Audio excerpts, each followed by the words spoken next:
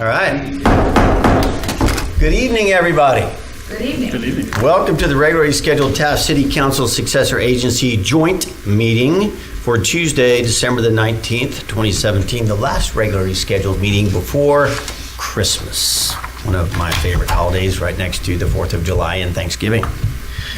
As a courtesy to all, if you have one of these things that makes a great deal of noise, go ahead and turn it to silent or vibrate, and that way it doesn't disturb any of us during the course of the meeting. Every now and again I read this because it's necessary, so tonight will be that night. Any writings or documents provided to a majority of the City Council regarding any items on this agenda are made available for public inspection in the lobby at Taft City Hall, 209 East Kern Street, Taft, California, during normal business hours because of Senate Bill 343.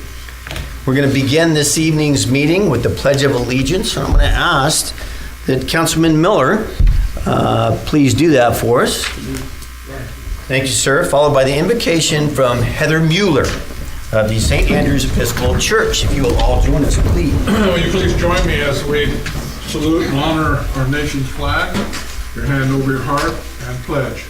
I pledge allegiance to the flag of the United States of America and to the republic for which it stands, one nation, under God, indivisible, with liberty and justice for all. Let us pray. Eternal God, source of peace and justice and love, we come together this night rejoicing in the power and the glory of this season, the season of Advent, as we anticipate the birth, the remembering of the birth of your Son, our Savior, Jesus Christ. And as we remember, we ask and pray that you would guide us in our words and thoughts as we prepare our hearts and souls for the birth of something new, something that has come into this world 2,000 years ago that has changed this world forever. We ask and pray that something new will come into our hearts and our souls, that the light of Christ will shine, will manifest through our actions, our words, our thoughts, and prayers. These days and always, we ask and pray in your most holy name. Amen. Amen.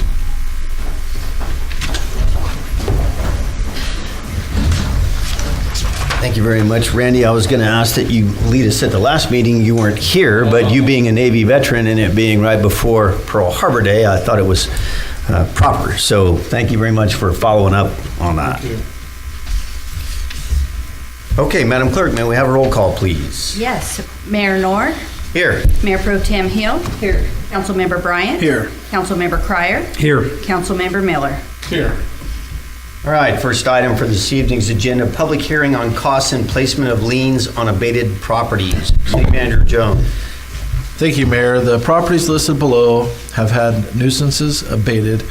The owners of record have been notified by certified mail and by posting on the said property in accordance with Taft City Municipal Code of the cost incurred during the abatement process. The owners were also notified of the time and the place of public hearing on cost, whereby council will hear any objections or protests from the property owners or any other interested parties. The properties abated were 105 North Street, 401 Woodrow Street, 407 South 6th Street, 609 Woodrow Street, 620 Lucard Street, 708 2nd Street, and 716 North Street.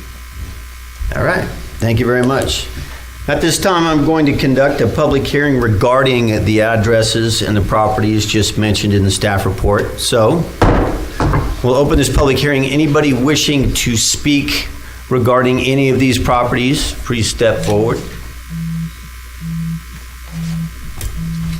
Seeing none, I'm going to close the public hearing. At this time, I would entertain a motion to adopt a resolution entitled Resolution of City Council of the City of Taft approving and confirming the cost for the abatement of nuisances at the aforementioned addresses as stated in the staff report, a total of 7. Motion. Second. have a motion and a second. You made the motion, Councilman Miller. Would you like to discuss this? Yes, I have a question in regards to what types of abatements are we talking about? We're going from $400 to $14,000. The lower cost ones would be more of board or cleanups of properties that still had some kind of building integrity left, where it could be remodeled or rebuilt. The property that's listed at $14,000 was a demolition of a duplex that was fire damaged, and the property owner was not taking care of that property, and it was becoming a public nuisance, kind of a hangout. And it was determined that it was beyond 50%, I believe, for it to be rebuilt. So we came in and tore it down. So we put a lien on all these properties, and if they were to be sold, then we would be first in line to get our Yes. recovery of this, okay? Well, All right. I have. Nothing further, Mr. Mayor. Thank you. All right. Any additional discussion? I just think, as always, and I know you concur on this, that it's just tragic that these people own properties and won't, and the city ends up, and the taxpayers end up having to take care of this. It's absurd, especially $14,000 worth of absurdity. I just think it's sad that this is what we have to spend it on. I'm in agreement with that. Councilman? No, I'm fine. Thank you. All right. I do agree. It's a shame. I mean, if you're a property owner, no matter how big or how small the property, you should take great pride in the fact that you are, and take great pride in the fact that you're a part of this community. Also, it's a consideration for your neighbors and the community as a whole. It is not just a right and an opportunity, but it is a responsibility, and it's a shame when it gets ignored, and then the taxpayers have to be put on the hook to take care of what you as an individual should be responsible for in order to ensure the public safety and the public good. But that is what we had to do. So we have a motion, a second. May we have roll call, please? Yes. Councilmember Miller, Yes. Councilmember Cryer, Yes. Councilmember Bryant, Yes. Mayor Pro Tem Hill, Yes. Mayor Knorr. Yes, and that passes on a 5-0 vote. Thank you very much. Next up, item number 2, citizens request public comments. This is the time and place for the general public to address the city council on matters within its jurisdiction. State law prohibits the council from addressing any issue not previously included on the agenda. Council may receive comment and set the matter for a subsequent meeting. Please limit your comments to 5 minutes. This evening, we have 5 individuals wishing to address the council, the first one being Heather Mueller. So when you step up to the podium, please tell us your name and address. Yes, my name is Heather Mueller, and I live at 508 Woodrow Thank you. Street. And I wear a number of hats in this town. As you probably know, I sit on the chamber board. I'm president of Rotary, belong to Seroptimus, and of course, I like to participate in a lot of things. But I come to you tonight as the priest at St. Andrew's Episcopal Church and a board member of the Sharon Foundation. So what we are doing, and what we have been doing for about 1.5 years, is feeding people who come into our door. Anybody? We don't ask questions, we just say, welcome. So I want to start at the beginning of my experience with Taft. You probably all know that I'm a newbie in town, relatively newbie. In 2013, I came, and I was a member of Rotary fairly soon, because I was a member of Rotary on Maui. And one of the first things I remember doing was going to the TIL program. And I was so impressed with the way this town had developed the TIL program at the college. I went to the blessing, I went to the open house, I met the staff people, and I went, wow, this is fabulous. This town has one of the state-of-the-art programs for people who need a little help learning how to be independent. That was really good. And then the next thing that sort of started happening in my life was one of the people who was involved with the ARC program started coming to church. And within about 6 months or so, I had 13 members of the ARC program at my church. Needless to say, my sermons were very simple, lots of stories.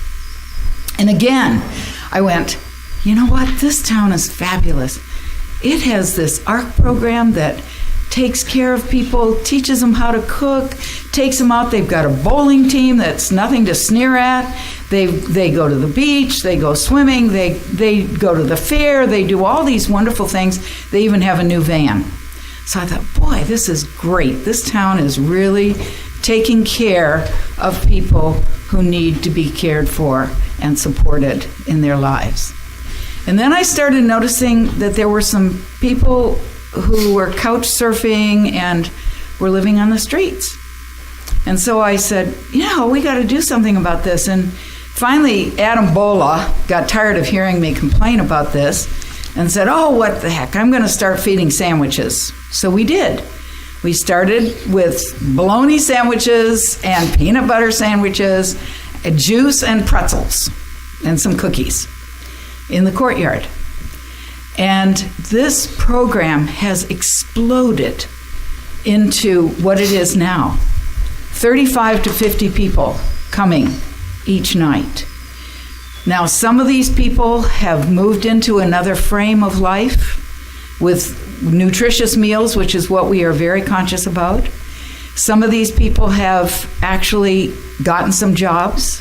And what we are doing is providing a balanced meal. We have as much food as we can use. We have money. There are a number of people in this town who slip me $100 bills right, left, and often. And you probably all know who those people are. We have people who come and serve. Tonight, for example, tonight is part of Posada. And there are, how many people? I think there must be 15 people there serving and singing and offering themselves to the service of these people. So what we're doing is what we need to look to somehow, some way. These people who are citizens in Taft, who are residents in Taft, and yes, there's some from other places, and yes, I imagine there's some homeless people from Taft in other cities. What we need to do is figure out a way to care for them. Many of these people have been, there's a whole spectrum of needs. Many of them have been abused. Many of them have been neglected. Many of them are mentally disabled. And some of them, yes, have burned their brains out on drugs. There's no question about that. But we need to be there somehow, some way to support these people. And as it says in Matthew 25, when did I see you hungry? When did I see you thirsty? When you did it unto the least of these, my brothers and sisters, you did it to me, said Jesus. Thank you. All right, thank you very much. Next up, Meka Tapia. Did I say that right? Yes. Oh, wonderful. All right. Good evening, honorable members of the board. My name is Meka Tapia. I'm from Bakersfield, but I'm also taking classes here in Taft College.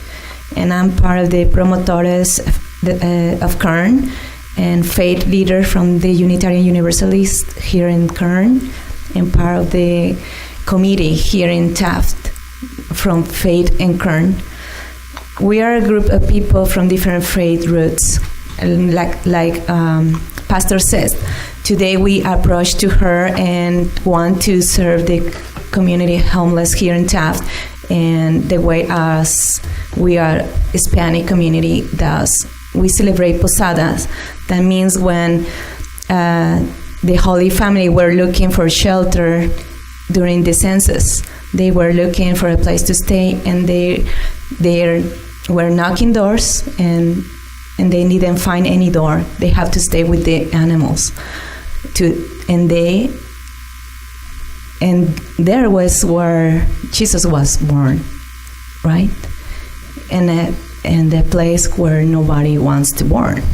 But right now, in this moment, 2017, we face in different ways at that place to get a newborn life, newborn of place to live, and newborn as a challenge, as a diversity group of people here in Taft, Hispanic community and a white community and many others, maybe black community. We need to be together in this because we never know who's going to be in the streets tomorrow. Maybe it will be one of my friends. Maybe it will be one of my siblings. So here we are as neighbors to help our neighbors, as we believe is the way we take ourselves, is the way we take our neighbors. And I will read this that we were singing. This is a song that we do every night before Christmas since the 16th. It says, "In the name of heaven, I ask you for shelter, for my beloved wife can go no farther. This is not," and somebody answered from the inside, "This is not an inn. Get out, get on with you. I cannot open the door. You might be a rogue." So the Holy Family were outside saying, "Do not be inhuman. Show some charity. God in heaven will reward you." And I think and I believe in power of love and power of God. And I believe if we do something a little bit for others, and somehow this will be a better place to live for everybody. And I will suggest instead pointing on her job or others that are doing this for the homeless, for the less unfortunate. If we work together, we can do better for them, and it will help our community. And this is how we teach our children, our future, how we take care of each other, not how is a bad thing, because we are not bad. People are not bad. They just have issues that in somehow they are in that position. And if we find the way, and I know you can find a way together with us as a community to help this community, and not just Taft.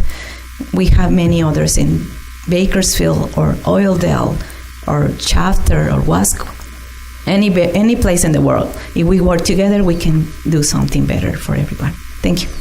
All right, thank you very much. Next up, Danny Rodella. Greetings, Mr. Mayor. My name is Daniel Rodella, and I live at 26092 Orange Street in Valley Acres. And I am here today because I am a youth mentor in this community. I'm great friends with several leaders who make an impact in this community. I'm a member of the Taft Seventh-day Adventist Church. We provide a lot of youth mentorship. So I'm a teacher of doctrine at the church. And so I come across a lot of students from Lincoln, come across a lot of students from Taft High. And one of the things that I always instill in them is this idea of Micah 6:8. In the Bible, we find that as religious people, we are to seek justice, we are to love mercy, and we are to walk humbly before our God. And so those are some of the principles and values that I have. When I came here in 2011 from Long Beach, I came to a community that I found was really grassroots, that believes heavily in personal responsibility. And I agree with those values. I think that Pastor Mueller is evidence that being your brother's keeper requires that you also understand that you have a duty to others. And I think that as leaders of your community, you understand that your fiduciary duty is to represent everyone within the bounds of your jurisdiction. And so I think that at times, many within this community or even without this community, I'm not singling out Taft, I love Taft, I think that sometimes political ideology can blind us to many of our core responsibilities as human beings on both sides of the political spectrum, whether liberal or conservative. I think that many times we take intellectual shortcuts. We use a heuristical method in order to label people, in order to make sense of the world that we live in. But one of the things that I think we should always understand, that we should always strive for, is for those three principles: to seek justice, to love mercy, to walk humbly before our God. I think that Romans chapter 13 specifies accurately what your role is as people who have been appointed by God to rule and to govern. I know that there's a lot of interest in terms of capital interest, property interest, business interest, and I'm in total agreement with that. At the same time, we also need to look above the quantitative aspects of our leadership and to look into the qualitative aspects of our leadership, of our moral leadership. And so I'm here supporting Pastor Mueller.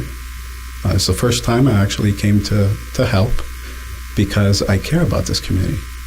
Because although these individuals might come from Bakersfield or any other city, it's interesting that they don't have a home. So how can we think that it's a responsibility for Bakersfield alone? They're here.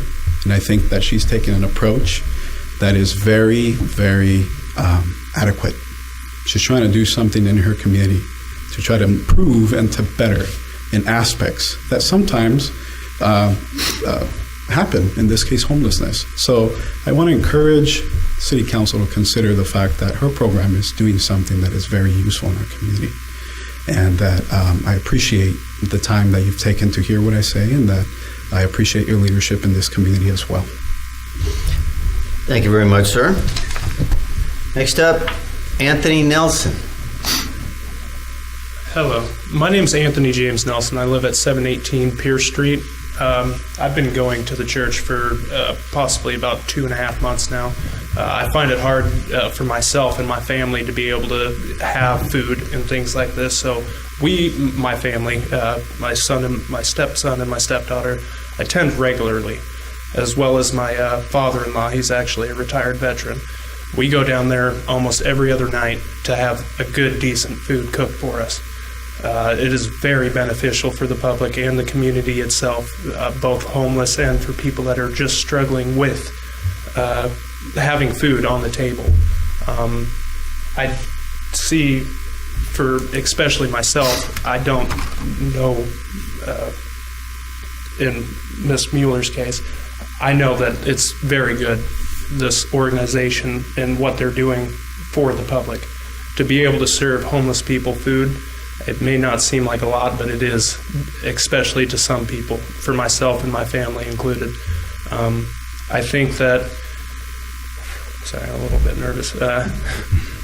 It's very beneficial for the public itself, and not only my family, but so many others that I've seen go there. There are children that go there. My children love going there. Every Wednesday there's always a prayer meeting before entering the church doors, so that you're able to go and actually become one with God and be able to have that benefit of being able to be in a community. And it is a community when you walk into those doors. It's a heart-warmed welcome and great food. I know if I didn't have this, I'd be relying on what else would be in the community, and that's the Needs Center, the Hope Center, a couple other places like Labor's Harvest and things like that. And most of these other places do not nearly do enough for the community. This organization does it for homeless people, people that are retired veterans that are, having a hard time just being able to have that type of food, the good type of foods like, fresh green salads and things like that. And to be able to put as much food as they do out for the public is astronomical in senses. I'd appreciate your time and just going over this matter with them and, try to work it out, because I know that it's detrimental to my family if it were to go off of the streets. Thank you. All right. Thanks for coming and talking to us. Thank you very much. Next up, Erica Kelly.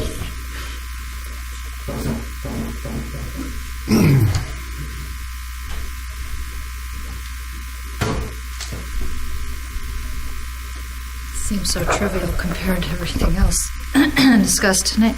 My name's Erica Kelly, and I actually live in Chico, California. And we own a property in Taft on 5th Street that we're currently in escrow on. So I talked to Mark Staples at the office, and he told me that I should drive down and address you folks.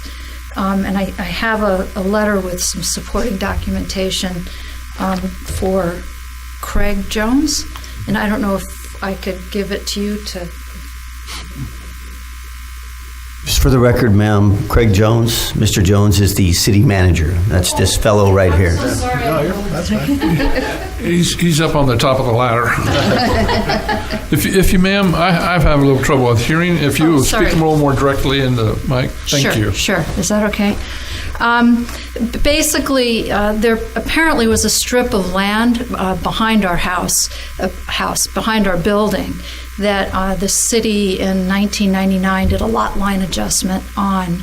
And it was a recorded adjustment done, it's all legit. But the title company has said that that's laying the groundwork, and what didn't happen was ownership never transferred from the city, I guess, to us, which is, according to them, was what should have happened. So I have the paperwork there, which shows the recorded lot line adjustment. I think there's probably there's probably a sequence of events that happened that led to the lot line adjustment and all of that. I have my suspicions, but I'm certainly not an expert, and I'm not privy to I don't have all the recorded documentation or anything. I've given you what I have. We're trying to sell the building.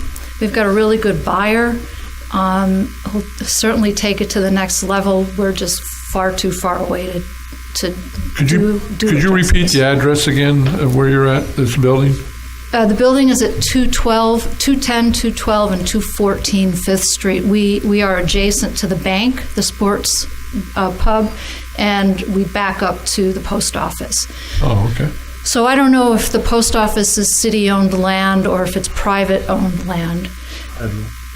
It's federal. Okay. I didn't know if the land itself, if they leased the land or whatever, but apparently a long time ago there was a strip where our back stairs go down that was an easement granted to our building by a private individual in 1938.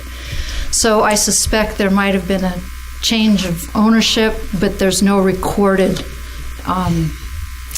paper trail to show that. And maybe that's when the city stepped in 99 and did the adjustment just so that everything was kind of copacetic. I really don't know, because we purchased the building in 2003. So we'd like to clear it up so the new owner has clear Title. to So obviously you're here because you own that property, you want to sell that property. Yes. You have a qualified buyer. Yes. But title is not clear. Correct. So it is your goal to come here and ask for the city's help to clear the title, at least that portion of it that we can. That's correct. And you have spoken with Mr. Staples? Yes. Okay, I'm going to ask that he come up here for just a moment. Would you please, Mark? Hi. Nice to meet you. The reason I'm going to ask him to step up is, I will tell you this, once you've contacted Mr. Staples and got in contact with city staff, it's a little bit unusual, and I take no offense to it, that you would end up in front of the city council, because staff is very adept at solving these issues without it coming before the council. So Mark, would you shed a little light on this, please? Well, I was unaware during our phone conversation she was in Chico. So if I had known that, I didn't suggest coming here. It was just, you had mentioned you wanted to drop it off. So I thought you meant during business hours, and you just wanted to speak as it was. So we have a nice motel here too. We could use the TOT tax. So. I just expressed how essentially the six of you are the property negotiators. City's name is on this little strip of land, so it'll take some time to review and go over it. Okay, very good then. Well, I will tell you that obviously Mr. Staples will discuss this with the city manager, and then it will be brought before the council, and we'll look forward to staff's recommendation on what needs to be done to clear this matter up. Okay. Sorry you had to come all the way up here from Chico, but I'm sure now you understand more of the charms of our community, and you'll probably want to move here from Chico. Well, the temperature is still the same. Okay. Yeah, well, thank you.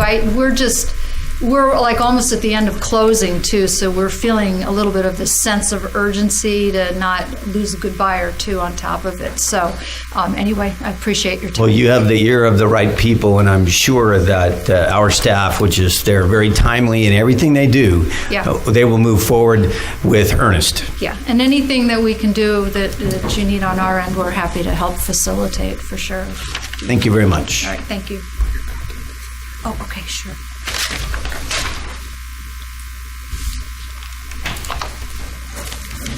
All right.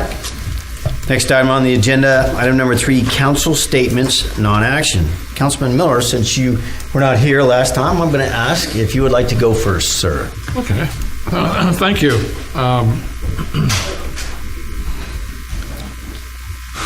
The folks are making a presentation. I didn't quite get exactly why you're here. Is there an issue with the city and what you're doing, Reverend Would you Mueller? like me to answer that? Yes. Yes, thank you. The reason we're here is because we would like to inform the council as to what it is we're doing and why we're doing it. We also know that there has been some pushback, and some people, well, the way it's come to me is there are some people who want you to stop doing what you're doing. They want to close down the program. So we thought, we don't know exactly, we don't know all of the other side of this, but we know that there are some people who are concerned. And so we wanted to really kind of put it out on the table as to what we're doing and why we're doing it. Well, of course, from the council standpoint, the issue is you need to meet with our planning director and the city manager and sit down and discuss what you're doing. Okay. Of course, if you're feeding people, although you're not charging for it, you're still feeding people. So there's health laws, or I don't know, Staples could go over the different ordinances that we have in the city for those types of situations. And food safety is obviously a big issue. Mm-hmm. The Needs Center, which I've been a part of for the past 7-8 years, we do have a kitchen, but we don't cook. But we had to stainless steel this and certain kind of sink to wash dishes and the drains, and you have to put chrome stuff in and have to have industrial refrigerators and freezers and those kinds of things. They do crock pot cooking, so that's the only cooking we do. We don't fry, we don't have a stove, we don't have those kinds of issues, and we get checked by the health department. Well, we've been checked by the health department regularly, and I am also certified. I took the food management, the food handler training, and passed that, of course. Well, I would also suggest too that hopefully you're telling these folks that are coming in for food that there's Labor of the Harvest, the Adventist. Oh, they know. In the Needs Center, we just got 20 pallets of food, 38,000 pounds of food that we're not wanting to hoard. We want to give it away. So we need people to come up there and take advantage of that. Matter of fact, we're going to get another 10 pallets. We don't know where we're going to put it. I know, and the difference between the Laborers of the Harvest and the Needs Center, the difference between what they're doing and what we're doing is, in many cases, people need to have a stove. And we are feeding people who are actually living on the streets. And they don't have stoves, and they don't have, places where they can cook. Understand, or put their food in the refrigerator. The other issue is your church is in the middle of a neighborhood, and when people come, you get 50 a night, they drift off to wherever they go, and that can affect your neighbors and other people in parts of town. The gentleman that was from Valley Acres, you're from Valley Acres. This is the city of Taft. One thing that, you're talking about homeless people basically, and the people on the streets. True. And the couch surfers folks. Right. We only have a population in the city of Taft of about 7,000, but we're surrounded about 12,000 that are not living in the city of Taft. And, we have an issue about expending city of Taft tax dollars on people that, don't live here. So finance is an issue, and we have an issue of gifting funds, and so we have to be very, very careful on what we do in those issues. The issues we're facing with the homeless people are drugs, alcohol, mental illness. How do we feed them? True. Clothing. The needs centers, we got more clothes up there than we know what to do with, so we need people to come up and take care of that. But cleanliness and showers and restrooms, and we got to work on a lot of these people on their attitude. There's a lot of people out that got some hostile attitudes, and you know, they got to learn that a handout is, you know, it's how you approach people and how you deal with them. My issue with all this about this homeless issue is money. It takes money to take care of these people, to open a shelter, to provide showers, to put portable toilets out, or to feed them. And you're getting $100 here and $100 there, and you know, that kind of stuff. You can't survive on that because those funds can eventually dry up. So, you know, this needs center We get a lot of food too. The needs center, you know, has, I don't know exactly where we get all our money. It's not a whole bunch. It's less than $50,000 a year, I believe. We do get some grants to help people with rent and utilities, but that dries up very quickly. And then we have monies to buy food, and we're dependent on donations. So part of what you need to do is, you know, look for grants. I don't know, I assume you've been doing that, but... We have received some. Our church has supported what we're doing, and of course my bishop has very, very enthusiastically supported what we're doing. So the reasons for grants is that if you open a shelter of any sort, you're going to have, you know, 24-hour security. You're going to have, you know, laundry facilities, kitchen. You know, those kitchen. I don't know what a kitchen costs. $30,000-$50,000 just to have a basic kitchen, bedding, clothing, food, well, social services. We're not a homeless you know, all those kinds of things. The women's shelter, the Alpha House, you know, they're just struggling mightily. And I think they just got a grant from Dignity Health or something that helped them out pretty much. Well, to be very keep clear, them going, but they're just skipping along, just barely making it. And but I need to be very clear with everybody. We're not a homeless shelter, and we close the doors. No one goes in. I understand that, but Nobody goes in. That's what we're trying to do, is get these people off the streets. Well, that you know, they come in and eat at your joint, and then what happens to them? You know, they're living under people's bushes in their backyards, and they're, you know, breaking into vacant homes, or you know, they're everywhere. And I have to give people credit for their survival skills. I don't know what I'd do, and it's going to be 35 degrees out tonight. Where do you go hide? You know, I mean, where do you go to get warm? So they're, in many cases, they're committing crimes just to stay warm. Right. And so, you know, it's a big issue and it's a big problem. I understand there's a little coalition of folks that are getting together, and yes, you need to get as many people involved in that as possible, the clubs and organizations. We especially need to get some county representation over it. This is not a Taft problem. This is a West Side problem. This is a Ford City problem, which is not the city of Taft. This is a Taft Heights problem and a South Taft problem. It's a Valley Acres problem. Those communities are not. Those communities are not in the city of Taft. That's so we true. need the partnership of those folks. When I was in Fresno 2 weeks ago and went off on a different exit than I usually do, there were at least 200 people in that one park there. Well, I was up in Fresno too, and went by, and they had these little tiny cubicle, tiny. It's exactly what I saw. Looked like an overlarge restroom, but you know, there may be 6 by 8. That's true. But the litter around there was horrendous, you know, and that's another issue. It is. These people are not cleanly. Well, and they congregate, but this is not a nice part of town where this vacant lot was, where they have set this up. But you have to have people there monitoring, and you know. Well, you're absolutely right.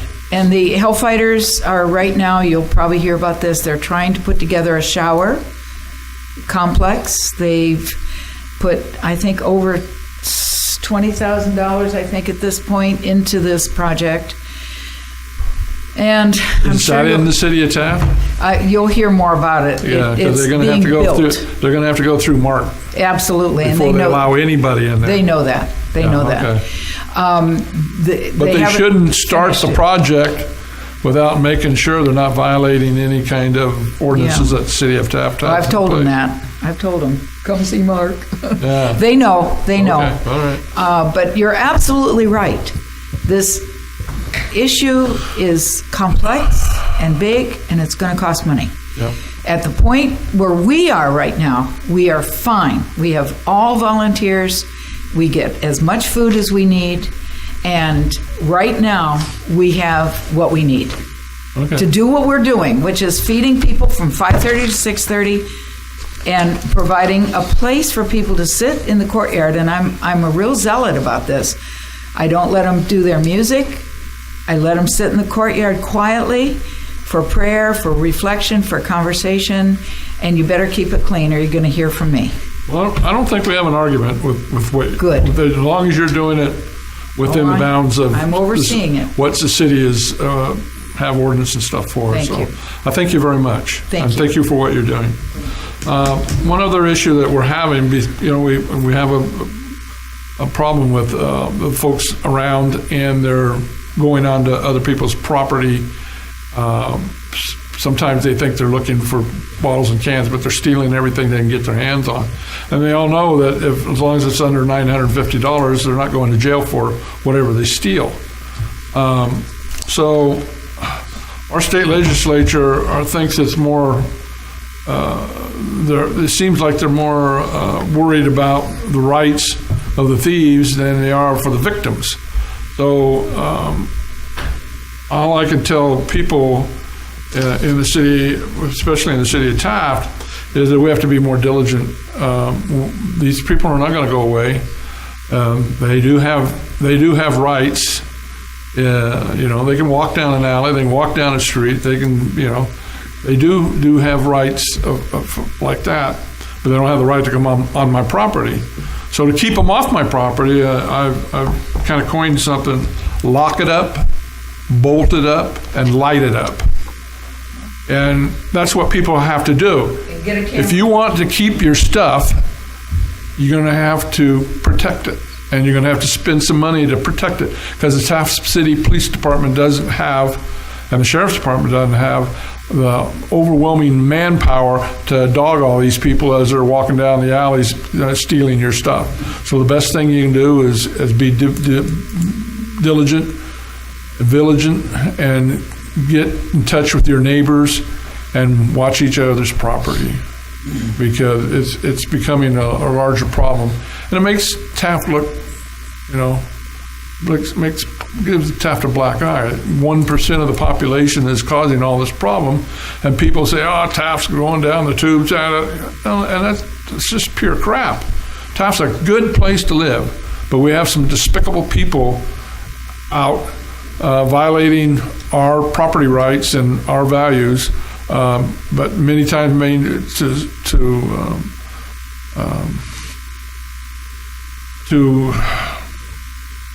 feed themselves or keep themselves alive.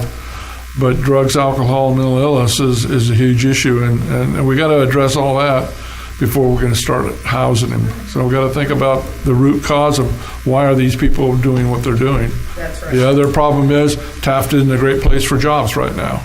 So we don't have that industrial base, that commercial base, or that retail base to put people to work. So anyway, Mr. Mayor, I didn't mean to take up that much time. Thank you so much. That's all right. You weren't here last week, so 2 weeks ago, so you're just making up for lost time. Get double. Councilman Cryer. Thank you, Mayor. Just continue a bit. On your kitchen, you have a health permit, is that correct? Is yours perfectly Oh, yes, we get on inspected there? regularly. Right. I understand you guys do cleanup too on your alleys and stuff, and help out in that area on there. Perfect. Because there's some of the issues that I'm saying, and you guys have been going all that, and you've been working with your clients there and make them have a wholesome life and trying to teach them the right ways, and hopefully they get over their illness and stuff or where their situation is and be a productive part of society, hopefully. Perfect. This is the season, it's our Christmas season, and It's a lot going on, and if you guys are doing any shopping, kind of doing a here in Taft first. You know, I already spent a bit of money already on Center Street, and in fact today I spent almost $400 just getting things for Christmas. But Christmas is more than just giving gifts and exchanging things. It's reflection on our life, and it celebrates our Christ child that was born in Bethlehem on December 25th. What year, I can't tell the exact year, but approximately 2017 years ago, thereabouts, give or take a year or two. But it's there to celebrate that. It's not about it be with home with your family, spending time and helping our fellow man and doing things that Christ would do. And when the three wise men, you know, and most of the Europeans, our country is a little bit different. We give gifts on Christmas Day, and most people in the world, the larger part of the world of Christian faith, they give gifts on the Epiphany. That's on January 6th, when the three wise men came and bore a gift to the Christ child. That's when the world celebrates gift giving. But the U.S. Is the only country, one of the few countries in the world that does on Christmas Day. But I grew up on the old European tradition. And so I'll tell you what, though, after sales after Christmas, I get more presents than most people ever think of. Everything real cheap after Christmas sales. So it was good, you know, one way and bad on the other. But I ended up on both ends. But anyway, but I like to support, make sure everybody support everything local. And don't forget to be careful and drive safely, because you never know. You have an accident because somebody being drunk on the road or went through the stop sign, or you know, a passenger on a train or have an accident. You just never know what happen in your life. Like it could change it drastically for you and your family. That's why I emphasize that. And that's all I have, Mayor. All right. Councilman Bryant. Thank you, Mr. Mayor. Before I get to a couple other pressing issues of the night, I want to take an opportunity to wish everyone, as well as Mr. Cryer did, a very Merry Christmas and a Happy New Year, since we won't be meeting before then. In our midst tonight, we do have our future chief, so I would like to welcome our future chief, Mr. Damon McMahon. I look forward to working with you directly and by way of our law enforcement on obvious issues we have here today and those that are surrounding us in the state of California. We've got a great foundation built for us, but we've got some uphill battles to fight, and we look forward to supporting you in those fights. Welcome. Obviously, Reverend Mueller, Ms. Tapia, Mr. Rodella, and the other folks, especially the folks in the Homeless Coalition Collaborative, whatever you might call it, you're serving a very noble and admirable and Christ-like purpose. I commend you wholeheartedly for that, and I've actually looked for ways to assist. I'm still looking for input and information on those who are leading those charges, so I can figure out how I can help personally. And I believe that personal help and how we go out, exactly how Reverend Mueller mentioned in the book of Matthew, what you've done for the least of me is what you've done for me. I believe that on a personal level. I don't necessarily believe that from a governmental level, because government recognizes all faiths, not just the Christian faith. But one of the things I think is very important, and as Reverend Mueller mentioned, the issue that I believe was brought up, I brought it up last council meeting, was not opposition to these programs whatsoever. I think they're very, very, very important and critical programs. And there have been folks in this council, myself included, who have said that it's incumbent upon the houses of God to take that leadership role and to step up in those ways to help the folks who are in need. I still feel that way. And I'm very happy to see you guys fulfilling that role. Mr. Nelson, it is, when I think you mentioned that you don't think that the other folks, maybe the Needs Center or the Neighbors of the Harvest, are doing enough. And while you're free to have your opinion, I would beg to differ, very much so. Even though they can't provide cooked meals, those folks do above and beyond on a volunteer basis. They volunteer their assets, their time, their energy, their love to do for others, out of the generosity of others in their donations, whether it be monetary or by way of food. Those people are really, really trying, and I commend them for that. I've got family members who participate in that. So, again, I would beg to differ slightly. What I think the prime problem is, and I brought this up at our last council meeting, Reverend Mueller, was not the fact that you're doing a good deed in a public service, especially those folks who are in dire need. It's the conduct of those folks who are taking advantage of those services while they're on premise and when they venture from premise. I would encourage you, if you're not already doing so, to continue to police that and continue to have high standards and demand that folks act in a way that you would find appropriate, especially given your locale near a school. I've had a number of parents who have raised issue with the fact, but the actions of folks who have taken advantage of those services. Myself, if I was the one who was providing those services, and I had someone who was taking advantage of that and who was not living up to an expectation that I had made very blatantly clear, that person would no longer be privy to those services until they change their actions, period. As much as they might need it, at some point you cannot condone or allow someone to act in a certain way, and they're going to keep coming back to that well as long as that well is not dry. So I will wholeheartedly support your efforts personally. I will volunteer my time when and where I can, anytime I can, and I will do that. I'll promise you that right now. I do it in a number of other areas. My wife's going to kill me. 5:30 to 6:30 every night. I will find my way to be down there. I promise you that. Good, thank you. However, I will not do so if there are not minimum standards when it comes to the way that folks act when they're part and privy to that program.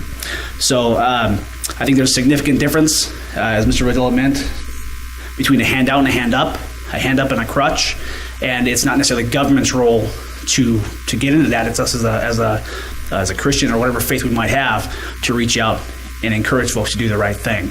I will be one to be right there, to be a hand up and the boot in the butt, to try to encourage folks to go, but I will not continue to feed into a problem that is like beating your head against the wall. So again, Merry Christmas to everyone. Thank you, Mr. Mayor, for the time. That's all I have. All right. Mayor Pro Tem Hill. Thank you, Mayor. I do concur with what Councilman Bryant said. Is it on? Well, okay. Now you can hear me? Okay. As a mother, I speak to other mothers who are concerned not with the good things that you do, but with some of the people's actions. I've had numerous people talk to me about certain people that they feel their behavior close to a school is a concern.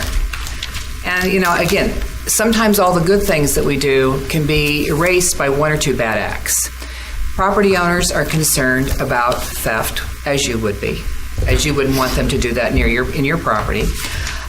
They're concerned about their children seeing things they shouldn't see. I think that's one of the things that perhaps you might want to work with is the school system. When parents are concerned about their children, they will get crazy. I mean, there's not one parent that I know of, including myself, if somebody messes with my kid, we go crazy.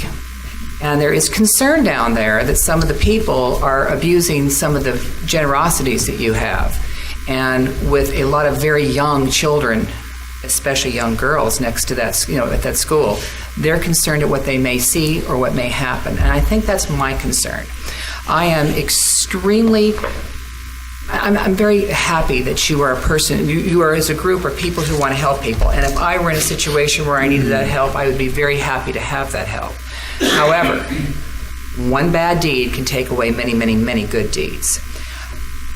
I would recommend that you go and talk to the superintendents at the school system. That Lincoln School is so close. And perhaps maybe some of the property owners and say, are there problems that maybe we can remedy? Feeding is a great thing. Abuse is another. We can't have our kids messed with. And I think that's going to bring out the bad side of everybody if we have a problem down there. There has been a lot of complaints. There's a couple people down there that I think scare a few parents. The other thing is property owners. They're concerned. They're concerned about theft. So maybe if we can work on those problems, maybe we can get more support for the good things that you're doing. Because you're doing good things. People need to be fed.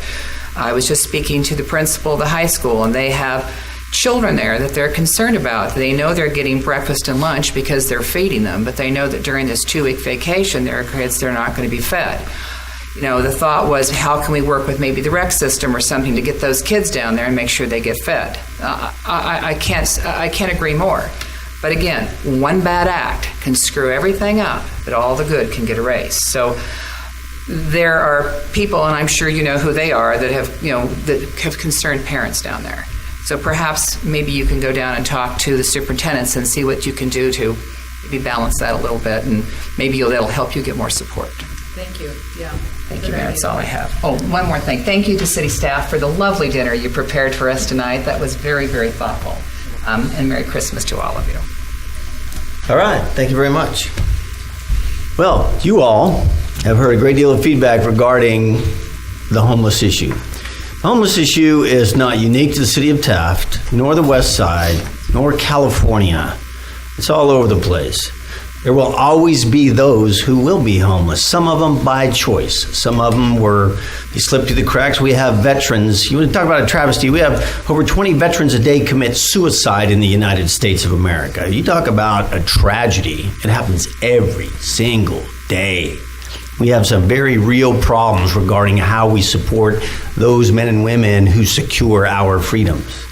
And that is first and foremost in my mind.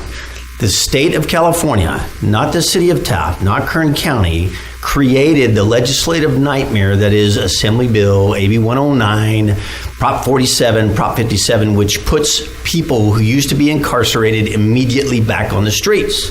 The people who abuse other people's rights know exactly where to draw the line. Councilman Miller alluded to that, $950. They're not idiots.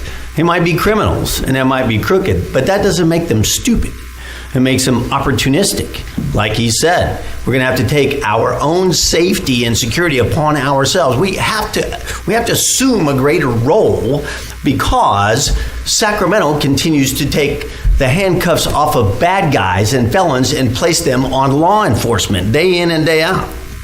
Now, whether somebody is homeless or what got them there, if they commit crimes, they're no longer a poor, pitiful, homeless individual. They are a criminal. They commit criminal acts, they're a criminal. We closed the 5th Street Plaza because of the disgusting, filthy things those people did in public facilities that were erected at the expense of the taxpayers for the good and the benefit of the community. We had to lock them up. It was disgusting. We tore down another building up on Supply Row. I personally walked through that building after it was secured. They smashed out the windows, and the disgust and the filth in there and the evidence of unlawful activity was overwhelming, which is why I got very indignant about that thing being taken down. We as a city own that property. It was up to us to make sure it was secure and it was not harboring lawbreakers and those who would prey on honest people in our community. So you have a very difficult task in front of you. I don't believe, and this is just me, that we currently have the resources to handle that. What I do believe is your hearts are in the right place. I don't think anybody should go to bed with an empty stomach, but I tell my children all the time, in the United States of America, in their lives, on their worst day, they're living. I've been in places around the world where on their very best day, people only hope to survive. Okay, so America is a wonderful place and it abounds with resources. And you all are sharing those resources with people who might not even deserve it, take advantage of it, and then actually spit in the face of the honest people of the community. So I know that you have the heart and the will, but like Mayor Pro Tem Hill said, many of those who take advantage of your generosity commit these crimes and they erode the quality of life within this community and the public safety and the public good. This council, this government is tasked with seeing to providing services and looking after the public safety and the public good. Okay, but we cannot expend our resources, public resources, on certain things just because we think it's the right thing to do. So we have a line that we have to operate within as well. So there are two sides to this issue, but I will tell you there are things and places that the public, the taxpayers, the honest people can no longer use in spite of the fact that they paid for them to be built and exist because of the wanton, unlawful, disgusting, foul, immoral acts of some. Not all, but some. It is our job to look after the quality of life and the public safety. So I wish you all the very best in your endeavor. Truly, I do. That is all I have on that. Beyond that, Taft is a wonderful place to live. I love the city of Taft. I love the people of city of Taft. I am fortunate enough that I get to travel around the world every now and again, and no matter what I'm doing where I go, I cannot wait to get back to the city of Taft. And I mean that with all sincerity. So I wish everybody out there the very merriest Merriest. That's a good word. Merriest. Remind me to use that somewhere. The very merriest of Christmases and a Happy New Year. All right. Next up, Planning Commission report. We have Planning Commissioner. Good evening, Mayor, members of the council. Your Planning Commission met 2 weeks ago, covered two things. First was set our agenda, our schedule for next year, making sure that we don't meet on things like 4th of July and 1st of January and all that. The more important thing we covered was the approval of the healthcare district's rural, my brain just went blank on it, but the rural healthcare center, basically. It's a significant move forward for the community, and the Planning Commission was happy to give its approval. It's going to bring a lot more space for the healthcare district, hopefully to bring in people from Bakersfield on a regular basis to do some more telehealthcare work. And it will be, when it's finished, connected to by a walkway, covered walkway to the current urgent care. I think that it is a real significant step forward for the community. It's similar to me, in case you're just about finished transit center. This will be another really important piece of the community. We lost something when we lost the ability to have the hospital, and this won't replace that, but it will certainly, hopefully, bring more healthcare into the community. And part of that is because the healthcare district, in doing this, at the beginning of the year, got designated a rural healthcare provider. It almost doubled the amount of income they received from the federal government for covering Medi-Cal, Medicare, and some of those items. So it will bring, I think, a significant improvement opportunities for health care on the west side. Thank you, folks. Very good. Thank you. Critical path for any community to take is the expansion of the healthcare, and the healthcare district's been working very long and hard trying to do it the right way. These things do take time, but their vision for expanded healthcare has never waned. So thank you very much, and congratulations to them. Department reports, item number 5. Looks like we have a couple of them. Have a standoff. Fortunately, I'm not going to win.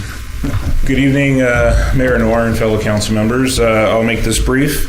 I am reporting back to Councilmember Bryant. Last meeting, he asked or was curious about Senate Bill 649, which was a bill before state legislature this year. They coined it just a wireless telecommunications facility bill, but it was specifically aiding the cell company suppliers to mount smaller antenna arrays on public utility poles and other similar facility structures in public rights-of-way and even off the rights-of-way that are public properties.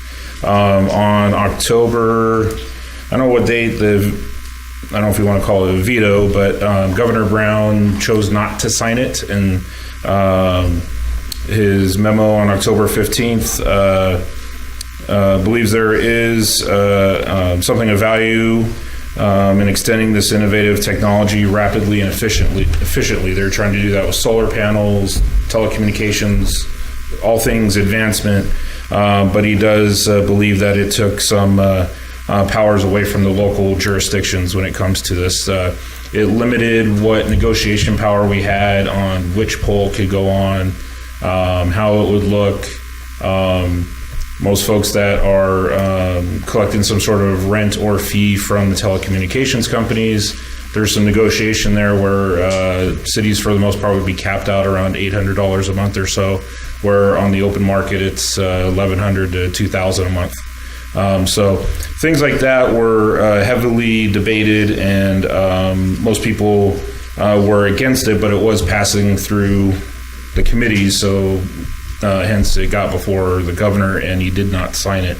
And just a little background, it looks like my best guess is that Mr. Ben Wesso from District 40 of the State Senate, his district is the southern 10, 20 miles of San Diego County and the western half of Imperial County. And I saw within the, kind of like in our ordinances and resolutions, the whereas, your reasoning for why you're introducing this bill. If you're not familiar with the area, they are underserved areas of Imperial and San Diego counties. And I'm guessing they're having difficulty getting the adequate telecommunications antennas set up there, or they have cities that maybe are too restrictive in how they go through those processes. So hopefully he's found some way to, through this process, relied more heavily on the localities figuring out how to get these towers and antennas mounted and erected so they can have adequate communications down there. Because I know of a few cities that are difficult, but not many are that difficult where this kind of, I don't know, taking the powers away from localities is necessary. So hopefully this is the only time it goes through state legislature, but it could reappear next year in some other form. So I'll do my best to keep you updated on it. Thank you very much. What was that bill number? 649. You know what's scary? There were 648 bills before that one. What's scary, I almost lost my breath when you read it because I remember reading it myself, is the note that the governor put back to state legislature. Verbatim, how I would have argued it. I don't know whether that means I'm leaning more to the left or he's actually thinking with a clear brain. But he did say that obviously there is some value in seeing business expand, especially here in California when we do nothing besides push businesses out of California. But doing so at the taxpayer's expense, I think, is counterintuitive and counterproductive. A little too much on our backs and not so Yes, much sir. in the private sector. All right. Thank you very much for bringing that report forward. Appreciate that. Next up, looks like to be Chief Whiting.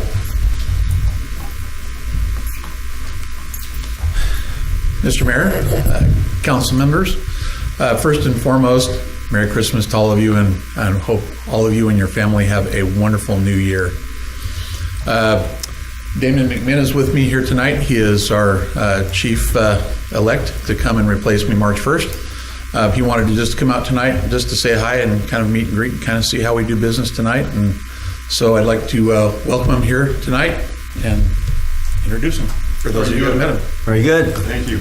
Glad to be here. Look forward to starting. I'll be off the month of February for my duties as the CRF lieutenant, which for Kern County, if they give me the month off. And I'll come out here and shadow Ed and the secretary and council members and see what's going on and get a handle on it.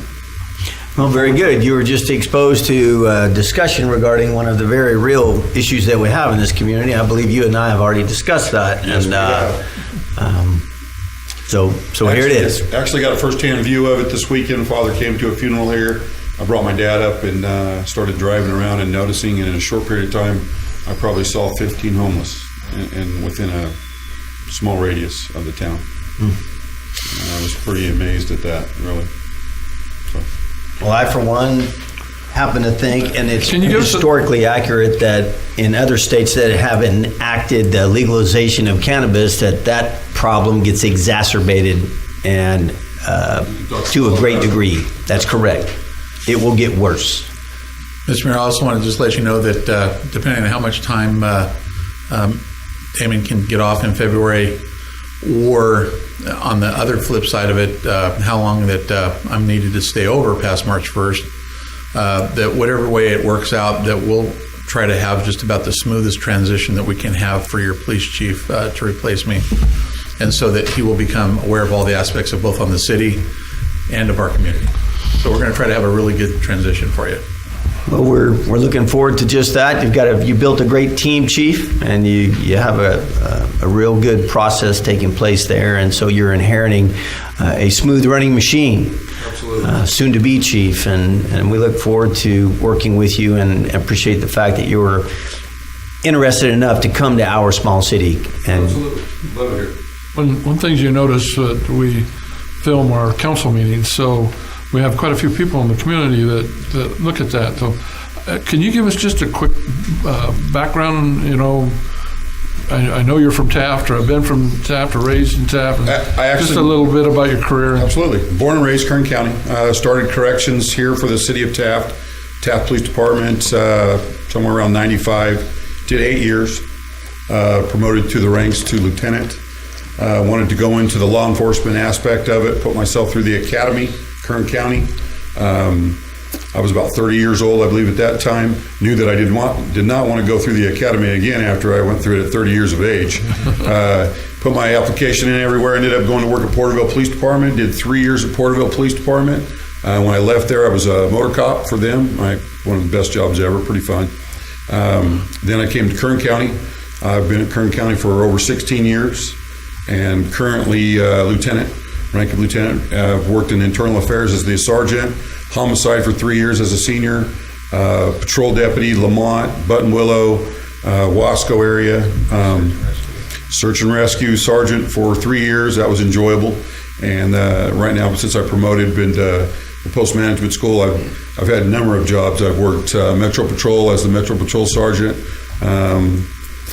PIO, which was a fun gig for about 3.5 months, as you might understand. Then recently I just moved into the Central Receiving Facility. So the jail for Kern County, I'm running that right now. I'm the manager. Wonderful place. Did you go to school here in Taft? I went to school. Actually, the only school that I did here in Taft was the West Tech Correctional Facility. Oh, okay. I went to the West Tech, which was, at that time, I believe it was Taft College or that put that on. Is it? Yeah. And I attended that when I went into the corrections field. My wife actually is teaching here at the high school right now, part-time. Cool. She is a nurse and works for respiratory for Mercy Truxton. Actually, is whatever the lower end of the RN and LVN is, and she is a respiratory therapist. She works coordinator at nights. Wow. So, busy life. We're delighted to have you. And, I appreciate it. Much you can get out here and glean from the chief. So, Chief, are you going to take your stars and break them in half or do something? I just get one. I'm only going to wear one. Break it off one at a time and say you can build your own. They brought me some good luck. I'll pass them on to Damon. Maybe there's still a little luck left in them for him. I'd be willing to bet. One of the things that is a collateral job for the police chief here is Damon here will get to sit on the board of directors of West Tech. They have quarterly meetings. That'll be one of his assigned duties. So he'll be back to the college shortly. Cool. In some capacity. Very good. Thank you. Thanks for having me. Thank you very much. Welcome aboard. Appreciate it. Beginning of a long relationship. I hope so. Thanks, sir. Thank you, Thank you, Chief. All right, we have any other department reports this evening? None? Okay. Next up, City Manager statements. City Manager Jones. Thank you, Mayor. I just want to wish the council a Merry Christmas and a Happy New Year's, and same to those folks at home. That's all I have. Thank you very much, sir. You mean merriest? Merriest. Back on the agenda at number 7 spot, City Attorney. Thank you, Mr. Mayor. I really don't have any other statement other than to echo the Merry Christmas and Happy New Year to everyone, and I look forward to great things for Taft in a couple of years. Yes, sir. Same to you and yours as well. Thank you very much. Future agenda requests. Any council member have a future agenda request? I may have one. The question I have is, do we have a city flag? Do we have a city flag? Have a flag, Well, the flag would have the city seal on it. Do you mean? I was asking if we do have something to think about for our city hall, maybe our transportation and anything special event that we do. Like we go to different conventions, we have like a little folder with a city flag on it or something, or we do things for show off our fair city. At League of Cities conferences, when they were really big at the time, they used to have a procession of the cities come in with the poles and the city flag, and we were always thinking about doing that, but then they kind of went away with that.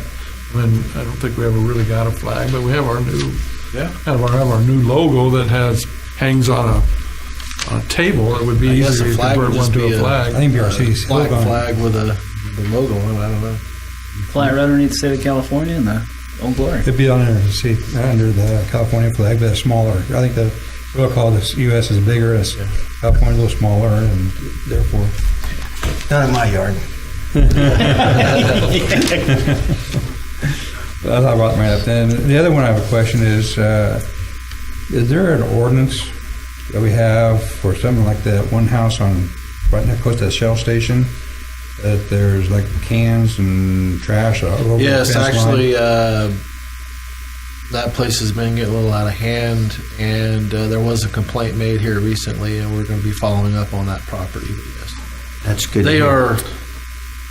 We've had issues there before, and they don't tend to listen. Yeah, see, there's like a business almost. I see 3 pickups there. With I trash would cans. concur that place needs to be cleaned up. I went up and looked at it today myself after we got a complaint, and their fence and stuff. It's by the time it gets up over the fence, then you can see it. And I went by there today, and they had the parkway filled up, and it's. I thought that had to be contained within a backyard behind a privacy fence or within a garage, so it wasn't in plain Yeah, sight. the ordinance is outside storage. It's under certain conditions, which they've exceeded that and more than exceeded that, and it's probably. Well, he's running a business out of there, cash only, and it's, it seems to me, and I'm sure the mayor would agree, that he's violating a whole lot of different ordinances. I would concur wholeheartedly with the fact that it is in the best interest of the people of the city and the city itself that those people be visited, made keenly aware of the right way to do things and the wrong way to do things, and urge them in every way, shape, or form to comply. It's already on the. That's do excellent. list. Very I know good. that Planning Director Staples, the Code Enforcement Officer, Mrs. Gibson, and the Police Department have also been very proactive, especially here lately, about going up and following on some of our active code enforcement cases. So thank you guys. We look forward to supporting you as you go and do that. I do have another item, Mr. Mayor, if you don't mind, and Mr. Jones, you can let me know if this makes sense. But for item 13, we're going to be discussing the items related to the cost and construction and our development at Supply Row. Obviously, that's on the master development property that runs from 10th to 2nd or 10th to 1st, and we have a master development agreement. So I would like that we would reach out to Mr. Coates, the master developer, and ask him to come back and give us some type of presentation or update regarding the status of any projects he currently has or the development of that process. I would hate to see us continue to make one step, wait 5 years, wait one step, wait 5 years, as we really want to have that project developed. I concur with correct. that. Yeah, we haven't had an update in quite a while. All right, very good. Sounds good. All right. So just to get back to your future agenda request, Councilman, was that the flag issue, and then obviously the issue regarding the code compliance is taking place right now. Thank you. Very good. So does that mean we do not need an agenda request, kind of staff direction, bring back something, or? The flag is concurrence on that. The flag we can bring back with a cost associated in that. The code enforcement issue, I guess, is bringing it to our attention, which is already on our radar. Okay. Well, I concur on the flag, maybe a design or something, or costs. I also would not be opposed to having an update on current code enforcement cases and any sort of information that Planning Director Staples deems pertinent. I just got the report yesterday. Fantastic. Before it off. Thank you. All right. And what I do have a statement to make. Oh, yes. We will be getting our billboards that were designed by Graphic Solutions. We've got a pretty good price to have those made, and we'll be installing them here by the next couple of weeks. So High fives. those white sign out there and the out-of-date one over there by the rec center will be outstanding. New. So We're talking about doing any updating on the Harrison Street sign? Yeah, we're trying to do that in-house, and I've had some unfortunate incidents with some of the employees where they've been out for a long period of time for injuries that they've sustained while off duty. So it's kind of set us back a little bit. So we're a little bit behind where we wanted to be. Okay, so we're on it, though. But we have, the concept is there, and we've making some headway on that. So One of the little projects we need to do to complete the transit center has to do with the skills of one of those individuals. Yep, and we went over that today. Oh, excellent. And the flagpole should be delivered next week. So Very good. It's on the move also. So. Thank you, city staff. Between the flagpole and the clock and the address, that's going to be an incredibly beautiful project. There's a few little details to see to. All right. Next item on the agenda is consent calendar, items 8 through 12. I have one question. I'm sorry. I know that's on your radar, the house behind Waldrop's, the yellow house. Everybody's on everybody's radar, but there's a lot of questions being asked about that. And since I'm in close proximity, they come and ask me, what are we doing about that house? Because it is becoming quite the hangout. We are going through the required legal notifications. Recently, property on this, 6th Street. The one that I brought to your attention that you guys probably spoke about. Right. The local hangout there. Yes, if I'm understanding the correct property, it's in the process of being noticed and of notifying the owners and of running through that process. Unfortunately, it can be a slow process, but it's underway. It's also so connected to the house behind it and connected to a business so close. I'm quite concerned it's going to burn up.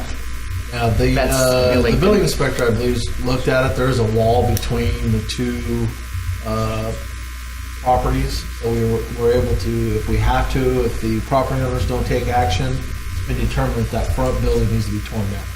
So we'll be going after it to have the whole place torn down, for it to be done either by the property owner or by us. I'm sure that the business next to it and the house behind it would probably appreciate that, because seriously, it's the next thing that's going to go up in flames. And our police department is very aware of the situation, and they frequent the place very often to try to keep those folks from doing their dirty deeds back there in that alley. So.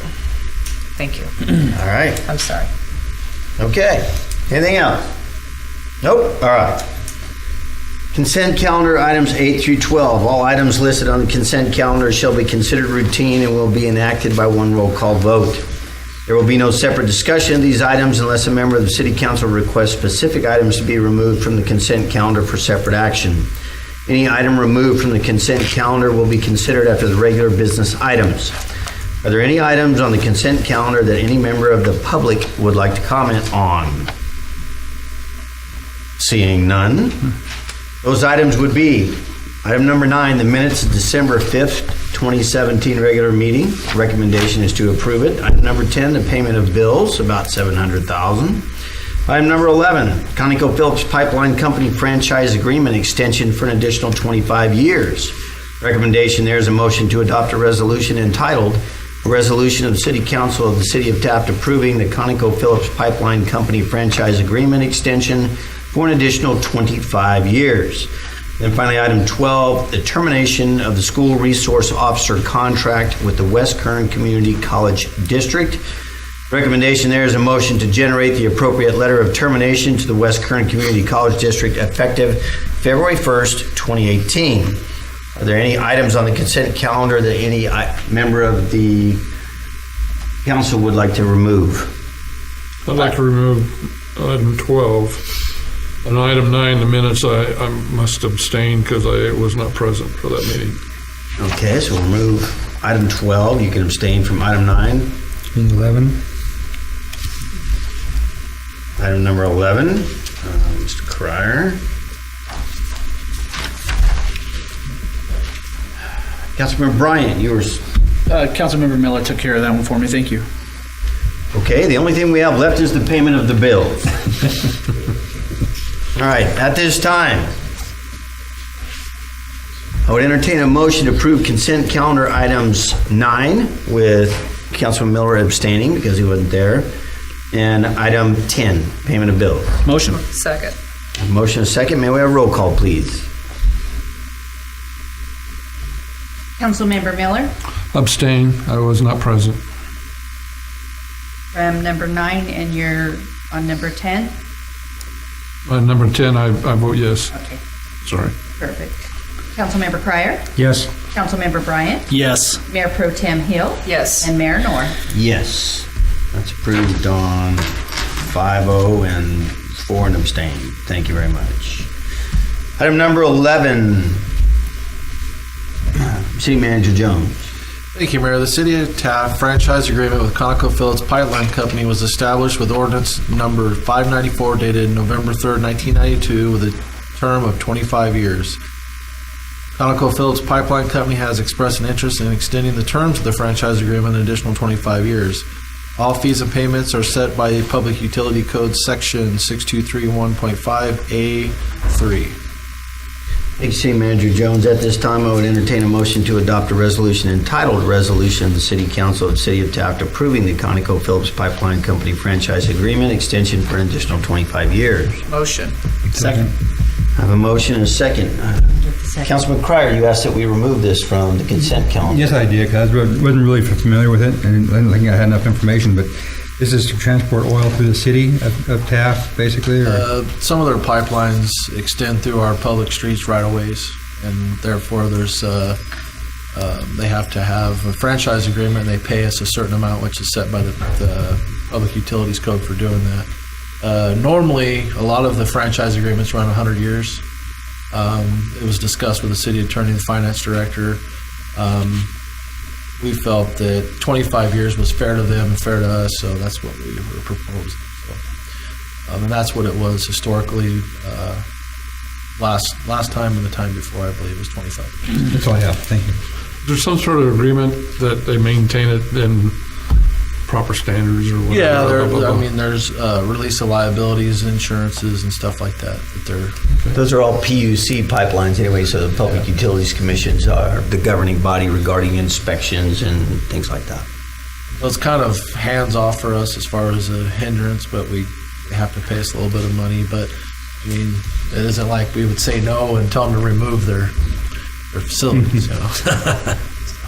All righty, thank you. Any other discussion regarding this issue? No, sir. None? Okay. We have a motion and a second. May we have a roll call, please? Councilmember Miller, Yes. Councilmember Cryer, Yes. Councilmember Bryant, Yes. Mayor Pro Tem Hill, Yes. Mayor Noor. Yes, that passed on a 5-0 vote. Thank you. Next item number 12, City Manager Jones. Thank you, Mayor. Last month, the police department had a full-time officer resign to the work for another agency here in Kern County. That, and together with another officer out on workman's comp, we are shorthanded on patrol for the city of Taft. After the chief consulted with myself and city attorney, the chief feels the city's best interest to terminate the contract with West Kern Community College District. The contract allows for a 30-day notice to intent to terminate. The chief has met with the president of the college and has explained the circumstances of why we were asking to terminate, and they have asked if we could allow that officer to be there through January.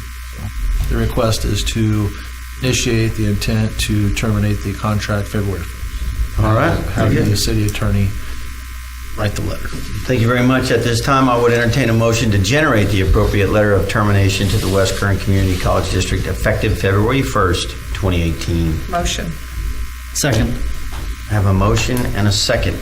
Councilman Miller, I believe you asked that we remove this item from the... Yes, I was just wondering, the contract was worth about $100,000, somewhere in that neighborhood, that paid salary and benefits for the officer that was on campus. Now we're terminating that contract. That $100,000 goes away. How are we absorbing that in the city budget now if we keep the officer? It looks like it'll probably be a short-term hit to the city budget because of attrition. There's some officers that are possibly leaving to go to other agencies. We already have one that's leaving, so it looks like that the hit will be a short-term hit to the budget. A portion of that $100,000 has already been spent and collected, which is covering the cost of that officer through the course of his duties over the course of the year. Yeah. Also, if we didn't do this, which, by the way, we were already notified by the college that they weren't going to pursue renewal of our contract, they were going to go a different direction. Were we not to do this, then we would have to cover the costs of the other officers' shifts paying overtime. So the city would incur additional costs because of the shortage of people based on the one officer leaving and the other officer on workers' comp. So here again, we've been notified that we weren't being considered to extend the contract, and with things going on with the RMA, that's what it's going to have to be anyway. Has this been discussed in the finance committee?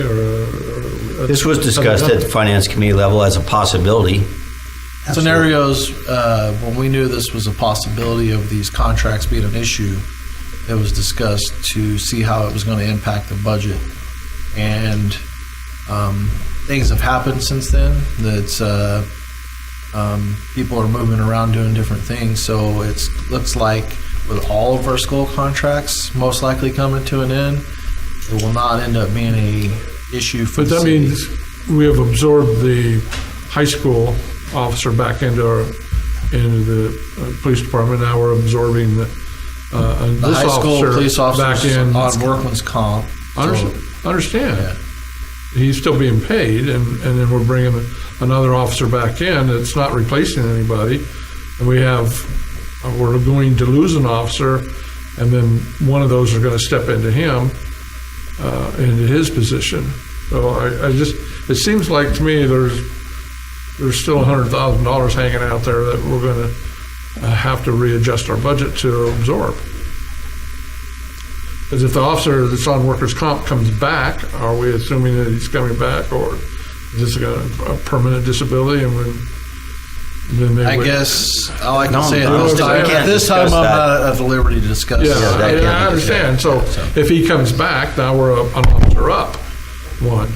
If he does not come back, then the officer, if we have an officer leaving and the officer on the workers' comp, if he does not return to service, then would slide those officers back in. So we're going to have To answer your question, you're correct. With the loss of the one officer for sure that's Yeah. left, with the two contracts coming up, we will have 2 additional officers on the books. But we do have some what turns out to be long-term vacancies right now because of workman's comp and other issues, which we need those officers on the street now. Or we're going to have to cover that with overtime. I understand. I was just curious about the costs and how we're going to adjust it, and we're obviously going to have to adjust our budget. We have discussed this Okay. at length at the finance committee level. I've been kind of out of the loop, so this was kind of new. Well, Chief Whiting just whispered in his ear and said, "That's your problem." Hey, always a better problem to have more Well, bodies and actually, stuff. standing right behind Chief Whiting is the other lady right there. That would be Mrs. Binkley. So there she is. Okay, so I All just right. tried to clear up. Very good. Good questions. Councilman Bryant, did you have additional questions? Actually, trickled in and answered every single one of my questions. So nothing further. Thank you, Mr. Mayor. All right, very good. So we have a motion and a second. May we have a roll call, please? Councilmember Miller, Yes. Councilmember Cryer, Yes. Councilmember Bryant, Yes. Mayor Pro Tem Hill, Yes. Mayor Knorr. Yes, that passed on a 5-0 vote. Thank you. Next item on the agenda, item number 13, City Manager Joe. Thank you, Mayor. On December 6, 2016, the council awarded the construction bid and established the initial budget for the Taft Transit Center project. The total initial budget for the preliminary design, architectural consultant services, and the project bid totals $2,337,846. This exceeded the original $2 million budget and was supplemented with an additional $340,000 of city contributions when the bid was awarded. Additional costs borne by the project include city's contract with geotechnical engineering firm, domestic and firewater services, connection costs, PG&E, electric and gas connections, and other miscellaneous costs. Executed change orders and potential final change orders to cover additional work modifications to the project have totaled $140,308. Project cost is estimated to be approximately $2,478,154, which is an additional $138,000 on the total project budget. Thank you very much. At this time, I would entertain a motion to approve a budget increase of $140,000 to be transferred from capital reserves to cover the final construction costs of the Taft Transit Center. Motion. Second. I have a motion and a second. You made the motion, Councilman Bryant? Nothing further to discuss, Mr. Mayor. I'm proud to see that facility finally come to completion.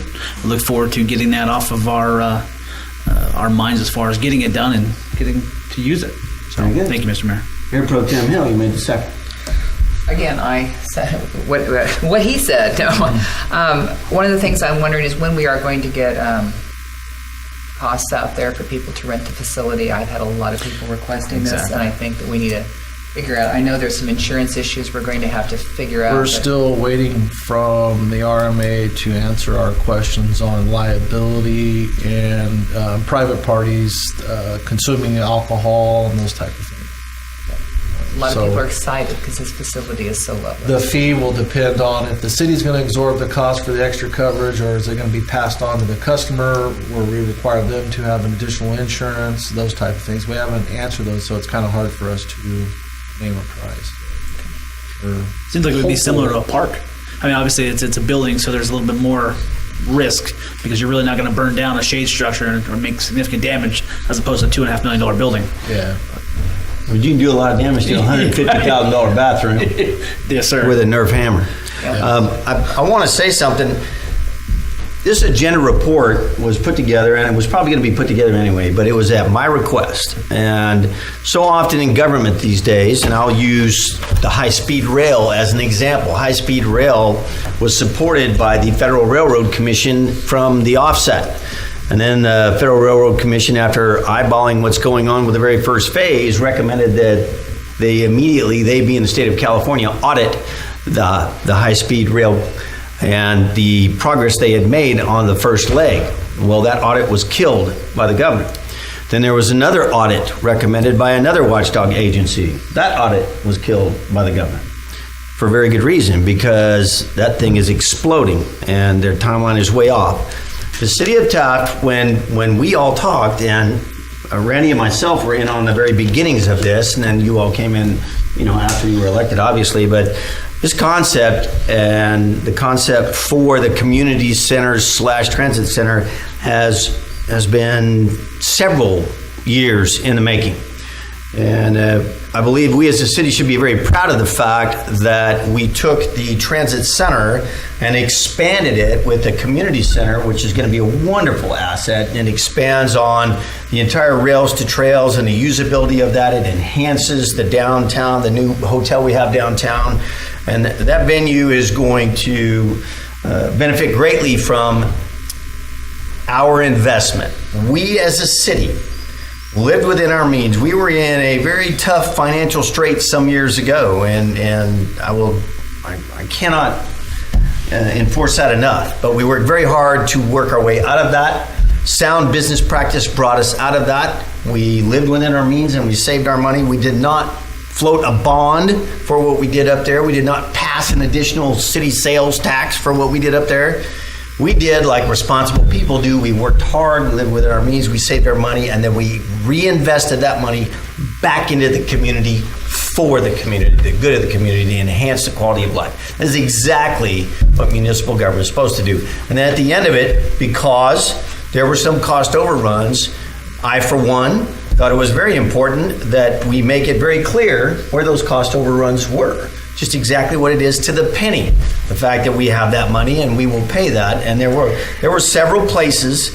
I will tell you that dealing with any utility and delivery of new service is a very expensive process, whether it be electrical or gas or water or anything else. And it's very expensive. It was surprisingly expensive. Now, I experienced the same thing when we developed Black Gold Court. So those things can catch you by surprise.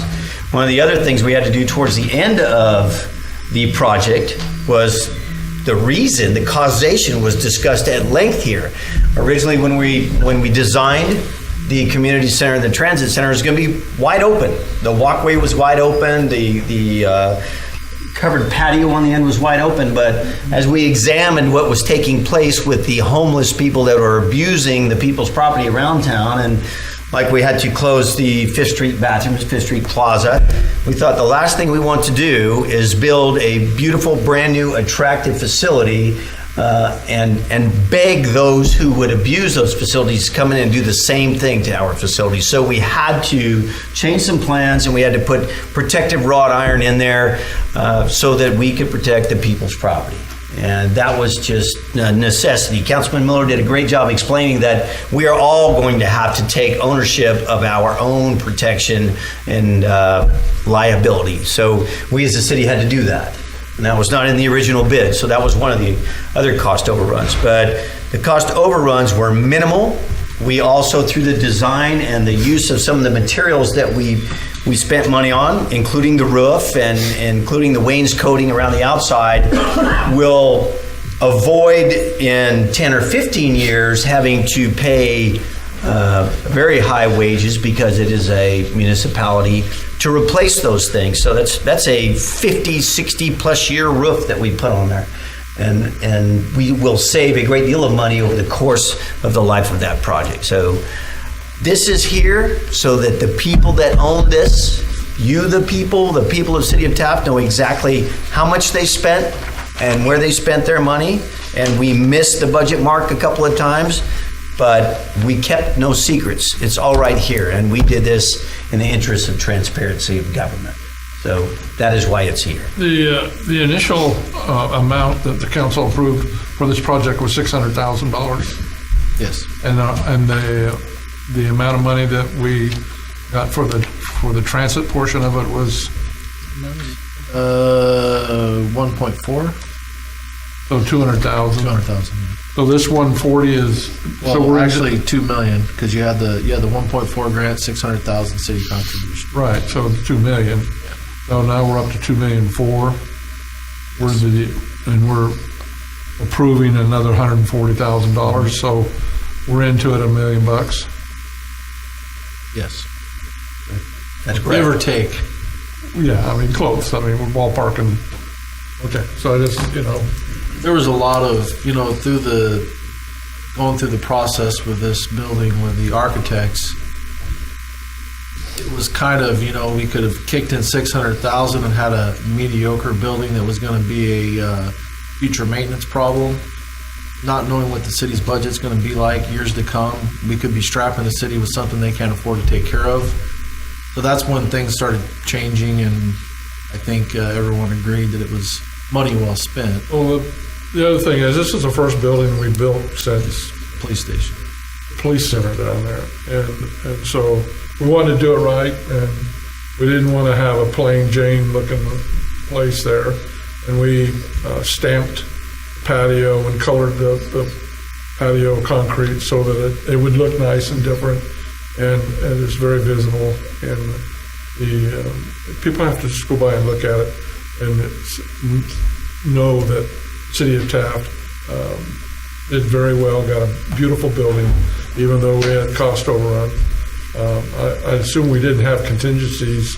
No, we tried to build it, tight a budget as we could, and there was a lot of things that the city. But on the other hand, we have scripted and saved, and we have the funds available, and it's not hurting this City of Taft budget here, and so it's well worth it.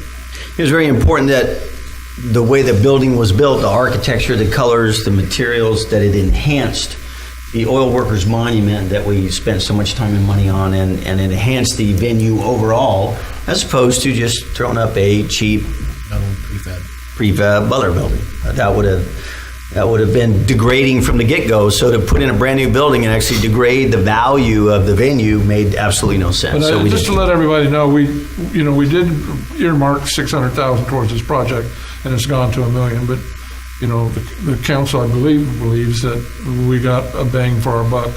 Absolutely. Even though we had a cost overrun on it, and it's a beautiful building, and it's going to last for a long time, and I think we're getting our value out of it. The other thing that it did is when we didn't gold plate the place. No, but it's nice.